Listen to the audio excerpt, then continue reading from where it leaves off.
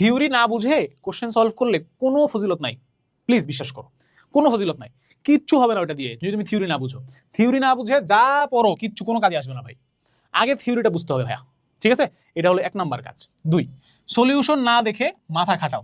ঠাস করে একটা কোশ্চেন দেখলাম, সাথে সাথে সলিউশনে চলে গেলাম, তাহলে তোমার ব্রেন কখনো চিন্তা করাই শিখবে না। বাবারে পরীক্ষার হলে তোমার ওই অঙ্ক হুবহু আসবে না, একটু চেঞ্জ করে দিবে তো। এখন চেঞ্জ যখন করে দিবে তখন তো তোমার ব্রেন তো জানেই না কিভাবে চিন্তা করতে হয়, তোমার ব্রেন তো খালি সলিউশন দেখে অভ্যস্ত।